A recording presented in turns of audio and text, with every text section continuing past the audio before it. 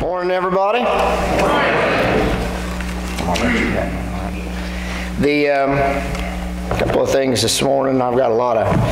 I saw something this morning that reminded me of me, and it says, "I've got the kind of brain that has way too many tabs opened." And I think that's probably going to be used more than one time in my lifetime, because that's me today. I'm going to read to you I've got two. I usually use about 3 Bibles when I prepare. I brought 2 today because there's something I wanted to read out of it, but I want to read a couple of verses before that because before I get started. It says this, get to the right thing here. Now the feast of unleavened bread, called the Passover, was approaching, and the chief priests and the teachers of the law were looking for some way to get rid of Jesus, for they were afraid of the people. Okay, let's talk about this week. Is it working now? We're good. See, he had to come up and fix it. I thought I was doing good, but not so. So yesterday, I'm working at the candy store. I've got 2 stories I want to tell you. Some of you think can sleep during this time. If you don't like my stories, this is a good time to catch up on your sleep. So I come home from the candy store working all day long, and I've got my son, both sons, I'm planning on going to their soap and towel game and watch the game. And as I'm coming home, they meet me at the thing, and we've got a small problem. And what we have is we have this tubing that goes to our guttering. Some of you probably have it to get it away from the house. So the guttering comes down and runs into these tile, and then it takes it out a long way out into the field, and therefore you don't have all the runoff. I don't know if some of you have that. If you don't know what I'm talking about, it's right next to the guttering unless the water ran out. Well, my son was outside and heard a small meow in one of these tubes. So he says, "I think there's something down in there." And of course, then I get greeted, and I'm getting ready to go to this game and looking forward to seeing my kids play. Until that 10-year-old came outside and was concerned. So I began to think about how I'm going to fix this, knowing I'm probably not going to make the game, and I know that I've got to go out into my yard, and I've got to figure out about where this tube is, that I can break into it and try to get the cat. Not knowing exactly where the cat is, I just know I can't see it. I can just hear the echoes from it. And it stretches from here to the road. So I dig it up. They go to the game. I'm not going to tell you I probably was the most Christian person with every shovel of dirt that I dug down, not knowing where I was actually digging, tearing up not only my yard, but for a cat that I really don't like to begin with. But the reason that I kept shoveling was because what you don't know is that my daughter had built a shrine for this cat up at our house. You know, she'd stacked stuff up and just had a cross up there, and she prayed for that cat. Now I know that doesn't affect you much, and it doesn't affect me a whole lot either, as you can tell. But anyways, and then she prayed for the cat. So the whole time that's going on, I'm shoveling away, thinking how am I. So finally I get to a spot, and hole's not the right spot, so I had to dig another hole, and that went on, and I finally dug deep enough, and I just wasn't able to save the cat. The cat was dead whenever I got to it. So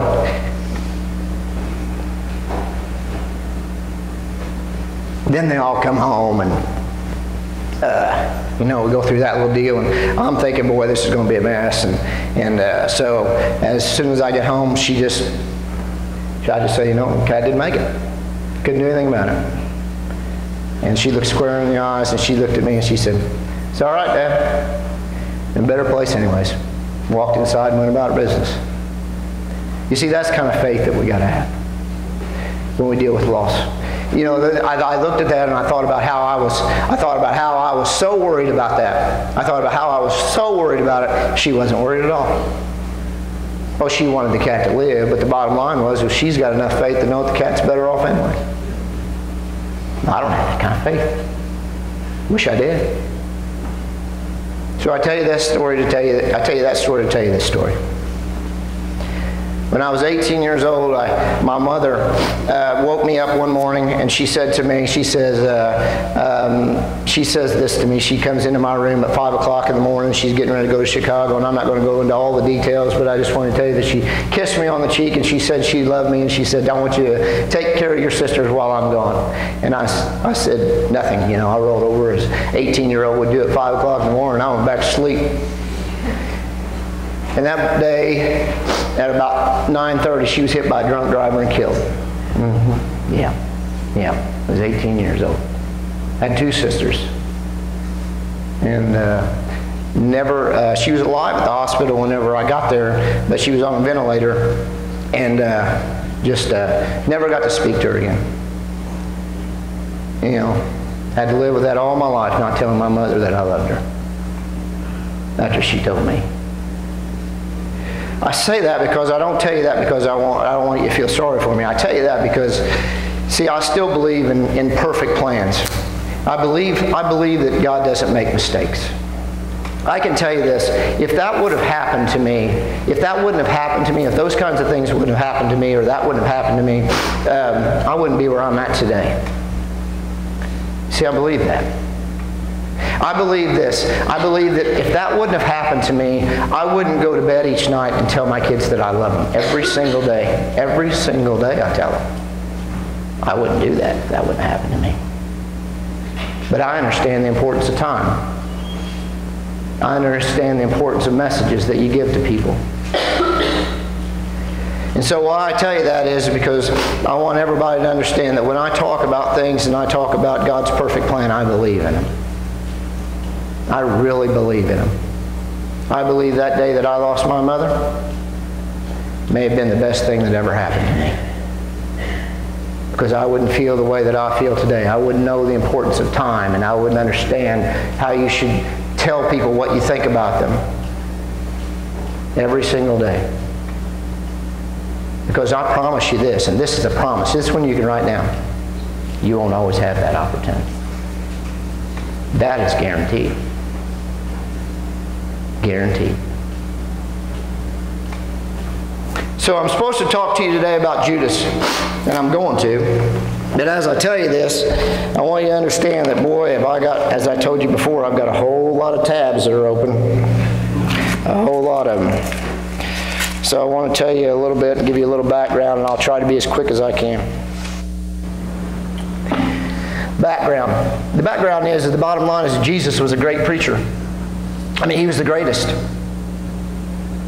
He was able to do miracles. He was able to do all kinds of things, and people loved him. I mean, they said, we've been listening to these Pharisees and these Sadducees and all these people, and said, they just don't tell the same story that this guy does. This guy's got a story of hope, and he tells it in a way that intrigues us, and we like it, and we like this guy. And boy, those Pharisees and the Sadducees, they hated him for that. And the bottom line was he was performing some miracles. There were, by the time he was grown, there were some children there that had grown up and said, man, this guy meant a lot to me growing up. And we were able to talk to him about different things and all those things. And they just loved him to death. And all of a sudden, that's what these guys that wanted to get rid of him, that's what it says here. I want you to read, and you got to read into this. You got to read every single word when you talk about it. It says, now the feast of unleavened bread called the Passover was approaching, and the chief priest and the teachers of the law were looking for some way to get rid of Jesus. But it doesn't say they were afraid of Jesus. It says this, but they were afraid of the people. I mean, they weren't afraid of him. They were just afraid of the people. They were afraid they might riot. I mean, it says that. I looked at another text. They were afraid there might be some riots that go on. That speaks to the world today.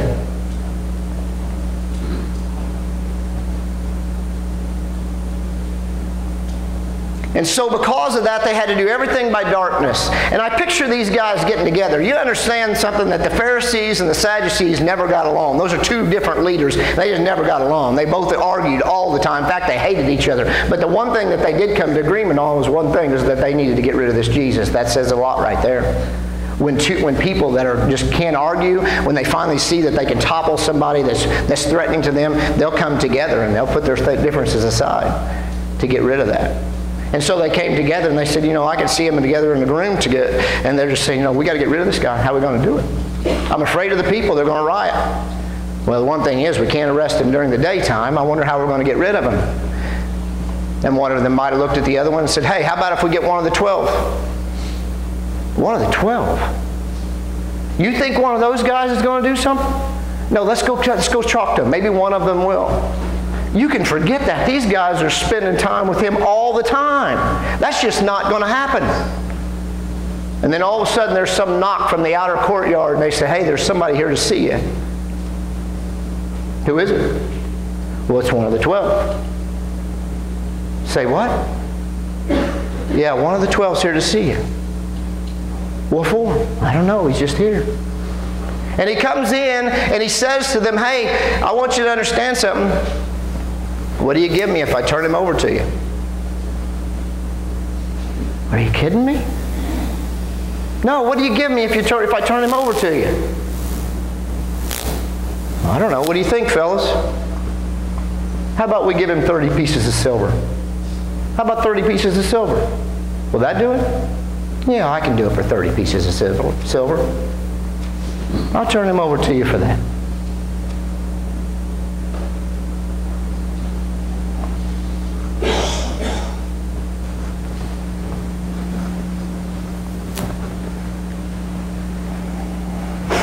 And then it says in the text this. It says that then Satan entered Judas, one of the 12. There's this big thing, and I talked to you about this. I remember talking to you about it the other time. There's a lot of people out there that say this. They'll say, I kind of feel sorry for Judas because somebody had to do it. But it doesn't say that in the Scripture. It says that Satan entered Judas. He always does. Anytime that you're faced with something hard that you have to do that you know is right, let me explain something to you. That Satan waits right outside the door with another pathway for you to go down. And it seems to be easier. He does that beautifully. The idea is whether or not you can do that or not, whether or not you're going to stay on the right path, because he does that all the time. And I want to tell you something. Here's what I believe. I don't believe at all that Judas was a pawn. Here's what I want to tell you. This is what I come to grips with. Because my mother, and that's why I told you the story, because my mother died that day, it changed my life forever. And it made me a better person. What I can tell you is this. She didn't have to get hit by a drunk driver for that to happen. There are a lot of alternatives that could have happened. Let me tell you this. Jesus had to die and had to suffer for you and me and all of us in this room. But Judas did not have to be the traitor. So don't think of him any more than that. Let me tell you something that I can assure you about Judas. He's in hell. He had every opportunity to be saved just like anybody else. And I think that he felt remorse. It says in the Scripture that he felt remorse, and he took the 30 pieces of silver and he threw it back on the floor to these guys and said, I don't want this money. And you know what the chief priest understood more than Judas did? We don't want that money back. That's blood money. I don't want that money anymore. They didn't even want anything to do with the money. And I think he felt remorse, enough remorse that if he would have gone to Jesus and said, I've screwed this thing up, Jesus would have said it's all right. And he would have forgiven him. He did it with the man on the cross right next to him. But he never did. He went out and he hung himself. And he never asked for that forgiveness. Now I'm going to tell you something. I thought about this all week long. I thought to myself, what makes a guy do this? First I started thinking about how a guy can do this. How can a guy do that? And I thought, that's not very hard to answer. I don't think that's very hard to answer at all. Because immediately I think about this. How can Peter deny him? Well, that's not hard for me to put that into perspective. I see people every day that I think I probably ought to talk to about Jesus. But yet I put it off to the back burner a little bit. And so what do? I just end up denying Him too. I'm no different than Peter. So the how part's not really difficult for me. Maybe all of you are all saints in here, and everybody that you see that might need a hug, or maybe that you ought to say something about what Jesus means or what church means to you, to this person in your life. Maybe you mention that to them, but maybe you don't. So don't punish Peter too bad, and we'll talk about him next week. It's a great story. So the how is not hard for me to understand about how Judas could do that. The question is why? I don't think that anybody in here can look at this and you can say to yourself, why would Jesus do this? And not think of the simple fact is that it was money. It had something to do with money. Now let me tell you something about that, because you're going to get offensive. Some of you are going to get offensive in here because you're going to think, well, he's telling me that I ought to take all my wealth and give it to the poor. That's not what I tell you at all. That's not what the Bible says. The Bible says those of you that are eager to get money. And there's no question that is. He came in there and asked for him. What would you give me for him? I mean, it had something to do with money. Let me tell you something about Judas that you need to understand. Judas was a thief. Let me read something to you. Now I got to find my place here. In John 12:6, let me read this to you. But Judas Iscariot, Martha was in. They were with Martha, and they're taking this. They're anointing Jesus' feet with this expensive perfume. Okay, and so what happens is this expensive perfume was to be usually to embalm the dead, and that's what they used it for. But not this day. Jesus came in, and so they broke open this jar, and they anointed His feet with them. And here's what happened. Listen to this. But Judas Iscariot, one of the disciples, the one who would betray Him, said, "That perfume was worth a small fortune." See, it was all about money for him. It should have been sold, and the money should have been given to the poor. I can assure you, Judas didn't care about the poor. Not that he cared for the poor, John said, because he was a thief who was in charge of all the disciples' funds and money. And he often took some of it for his own use. See, that's what happens to people sometimes. They get to justifying the idea that I'm doing this job and I'm capable of that, and so I deserve to take this money, and they end up taking more than what's deserved to them. And that's what happened to Judas. He's dipped into their coffers all the time. He was the keeper of the purse. Jesus had assigned him to that. When they needed groceries, they went to Judas and said, "Judas, I need some money." Judas was no different than them. He had given up everything to follow him. And so he went to him, and he stole from them. So I don't think that you can ever say that Judas, you can't use the word Judas and not think of the 30 pieces of silver and not being about money. Be careful about money. Let me tell you a story about that. Last week, and they get mad at me here because I haven't cashed my checks that you guys have paid me for coming up here before, and I've never cashed them before. And so last week I took all of those checks and I signed the back of them and I handed them to my wife. You don't know my wife. Some of you look at that and think that's normal. That's not normal at our house. That's not normal at our house.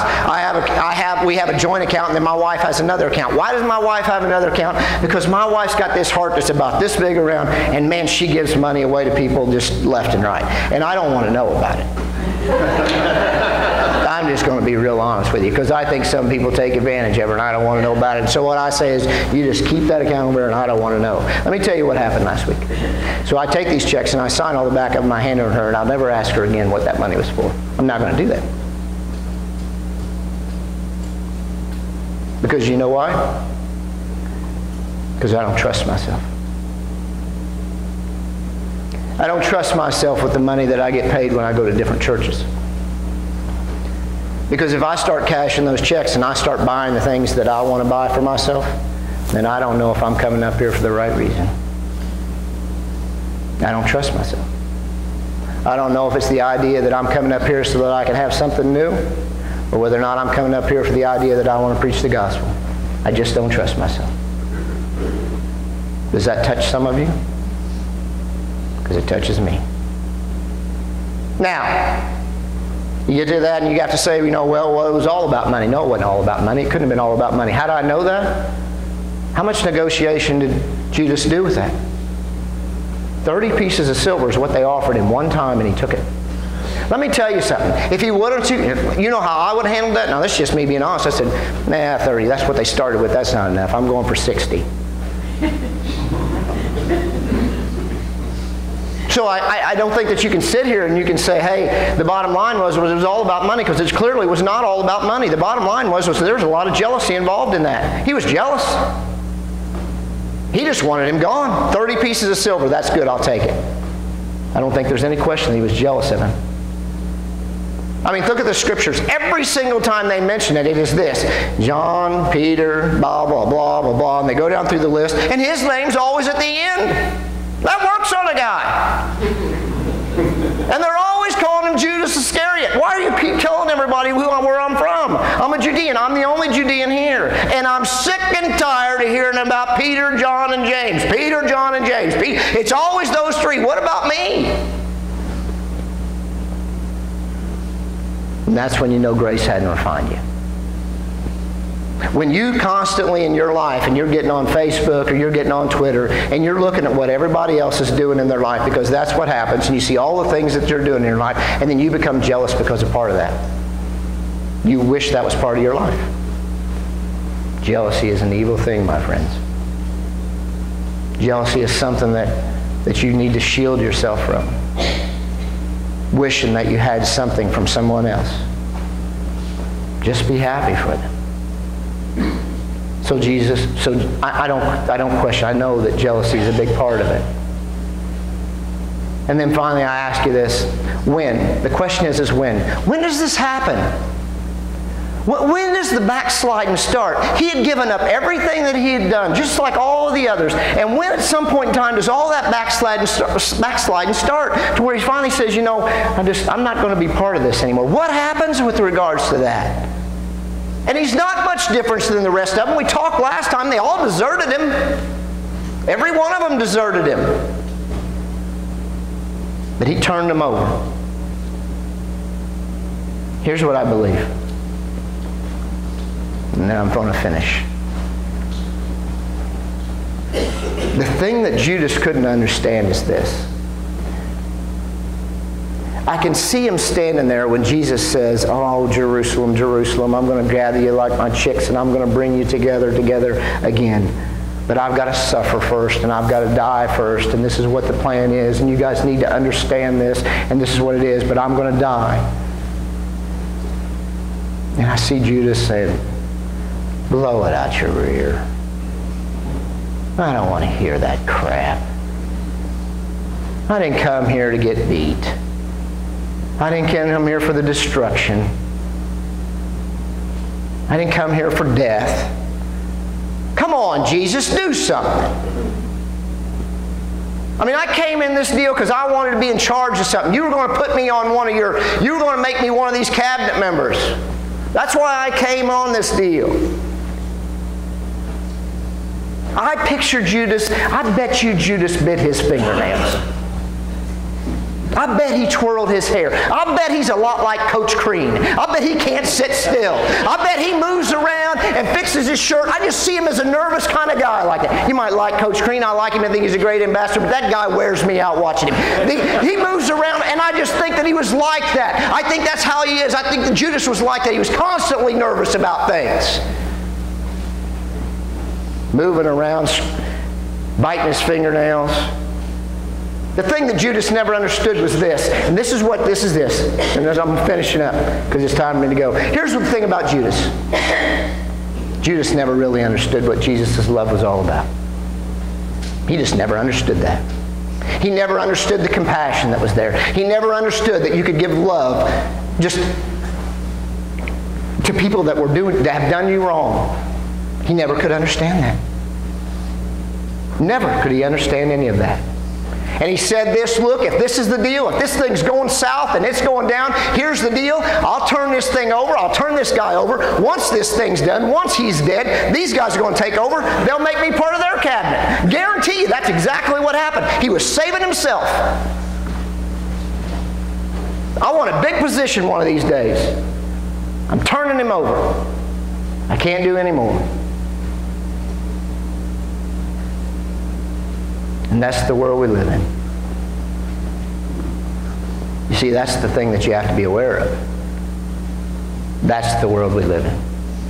And I want to tell you something. There's warning in this story.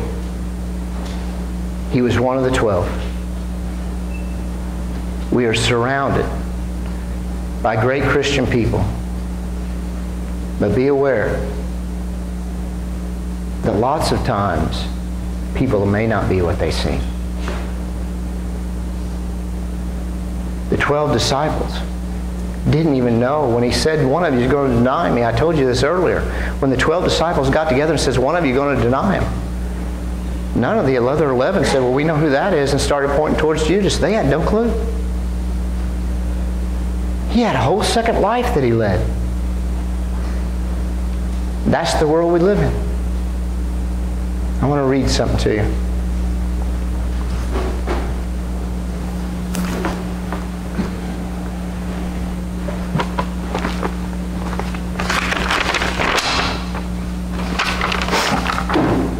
It's a letter from the Jordan Management Consultants. A letter from the Jordan Management Consultants.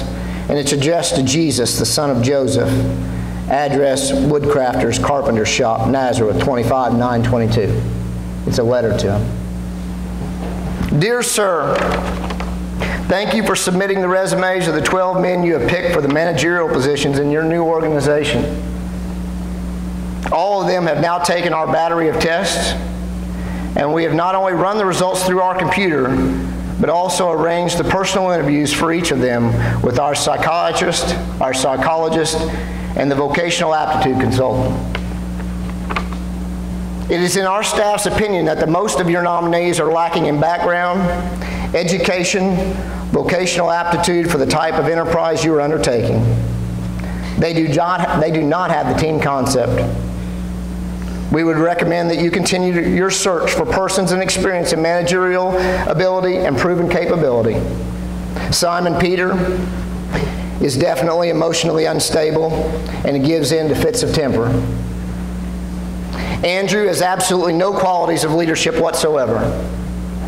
The two brothers, James and John, place personal interest above company loyalty. Thomas, he demonstrates a questioning attitude that would tend to undermine morale. And we feel it's our duty to tell you that Matthew has been blacklisted by the Greater Jerusalem Better Business Bureau.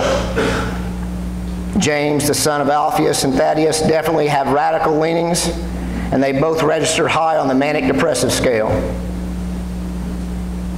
One of your candidates, however, shows great potential. He's a man of ability, resourcefulness. He meets people well. He has a keen business mind and has contacts in high places.